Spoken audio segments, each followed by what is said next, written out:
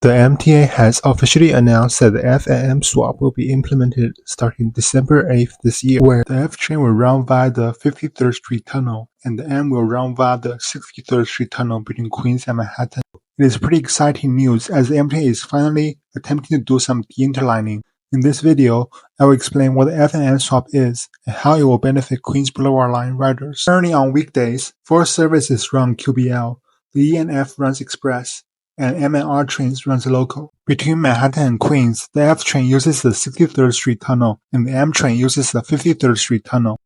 This causes merging conflicts near Queens Plaza. East of Queens Plaza, the F branches off from the E to access the 63rd Street Tunnel, or vice versa, and Queens-bound M trains branches off from the E and merges with the R trains. West of Queens Plaza, Manhattan-bound M trains branches off from the R and merges with the E. That is 2 sets of merging conflicts. These merging conflicts have been a major choke point on the QBL, and a delay on one of these services can cause a ripple effect, throwing the entire QBL into chaos. Furthermore, the merging conflicts ease into capacity, limiting the number of trains that can be run on the QBL. Currently, E and M combined runs at 23 trains per hour through the 53rd Street Tunnel with 20% unused capacity. F trains run at 15 trains per hour through the 63rd Street Tunnel with 50% unused capacity. The F and M swap will have the M train run via the 63rd Street Tunnel and F via the 53rd Street Tunnel between 6 a.m. and 9:30 p.m. on weekdays. Late night and weekend service will remain the same as the current service pattern. By doing so, the M's merging conflicts with the E and R could be eliminated.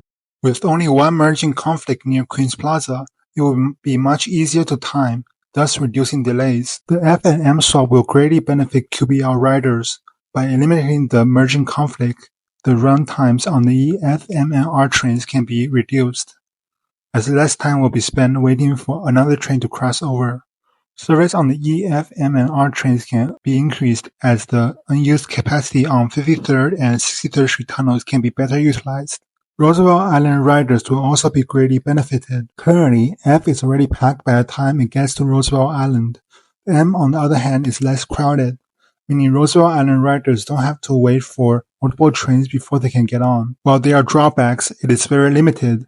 The most concern might come from riders traveling from local stations between Queens Plaza and Roosevelt Avenue and stations along 53rd Street, as they no longer have a 1C ride. But they are not the majority, and the increase in travel time will probably be mitigated with fewer delays and more reliable service. The MTA estimates that only 2% of riders will see travel time increase of more than 4 minutes. The majority will be unaffected or even benefited from the F and M swap. Of course, the F and M swap will not solve every issue on QBL.